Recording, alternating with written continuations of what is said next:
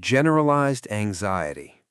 You wake up, nothing is wrong, nothing bad has happened, your day is normal, but your brain doesn't care.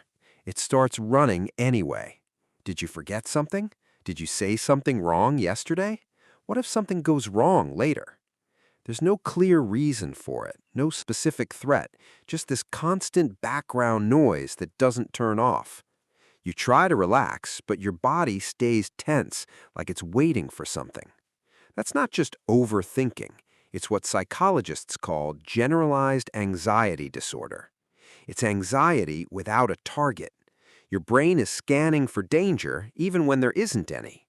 And the hardest part is that because nothing is technically wrong, it feels like you don't have a right to feel that way. But your body disagrees. Panic disorder. You're sitting somewhere normal, maybe at home, maybe in a car, maybe in a store, and suddenly your heart starts racing, fast, too fast. Your chest tightens, your breathing changes, your hands feel strange, your vision feels off, and for a moment, it genuinely feels like something is very wrong, like you might be dying. Nothing triggered it, it just started. That's a panic attack. And when those happen repeatedly, it becomes panic disorder. What makes it worse is what happens after. You don't just fear the feeling, you start fearing the next time it might happen. So you avoid places, situations, even normal activities, not because they're dangerous, but because your body once decided they were. Social anxiety. You're about to say something, a simple sentence, nothing important, but your brain pauses. What if it sounds stupid? What if they judge you? What if they remember this later? So instead, you say less or nothing. And later, when the moment is gone, your brain replays it anyway. Every word you said, every word you didn't. That's social anxiety disorder. It's not just being shy. It's your brain turning every social interaction into something that feels like a test, one you're constantly failing in your own head. Specific phobias.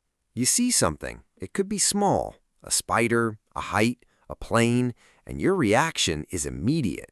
Your body doesn't wait for logic. It doesn't ask, is this actually dangerous?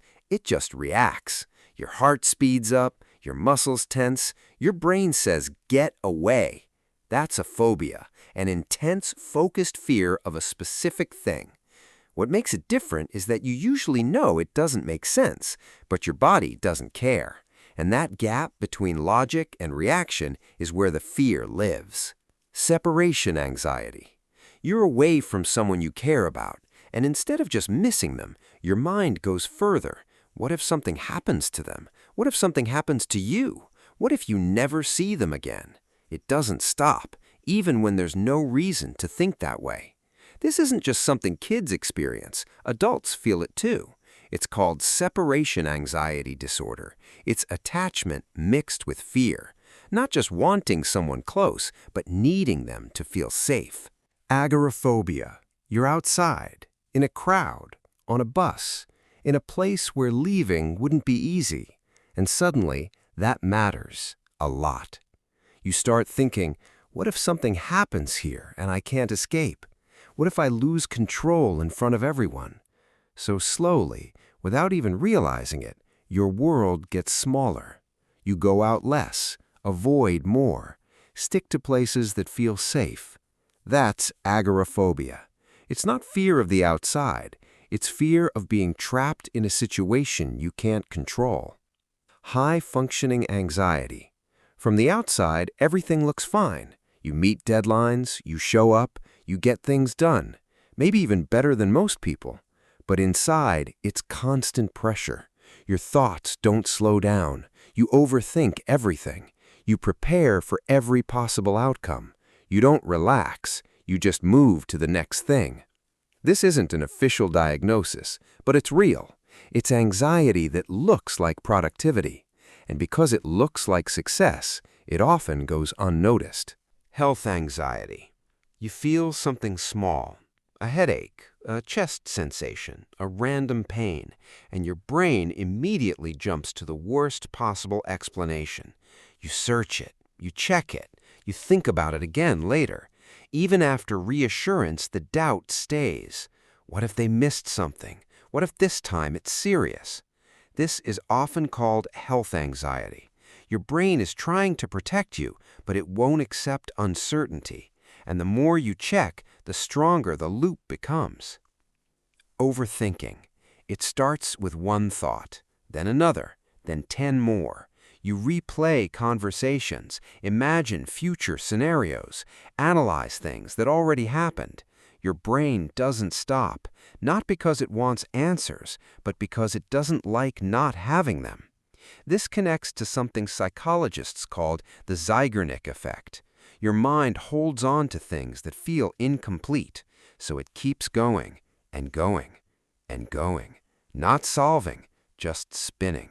Existential anxiety. Sometimes, usually when you're alone or tired or thinking too much, something shifts. You start thinking about time, your life, how long everything lasts, how small everything is compared to everything else. There are billions of people, billions before you, billions after, and for a moment, everything feels too big. This connects to existential psychology. Some people find it freeing, like the pressure disappears. Others find it unsettling, like nothing is stable anymore. Most people feel both. Decision anxiety. You have a choice, a simple one, but your brain doesn't treat it that way. What if you pick wrong? What if there was a better option? What if this decision affects everything later? So you wait. Think more. Delay. Because making a choice means closing off others, and that feels heavy, especially now, with endless options, endless comparisons, endless proof of the lives you're not living. And here's the part most people don't realize. All of these, every type of anxiety, comes from the same place. Your brain is trying to protect you. It's trying to predict, control, prepare, avoid pain before it happens. But sometimes it doesn't know when to stop. And that's when protection turns into pressure, when awareness turns into worry, when thinking turns into something that won't let you rest. And the strange thing is, almost everyone feels some version of this at different times, in different ways, some louder, some quieter, but it's there. Which means if you felt any of this, you're not the only one, not even close.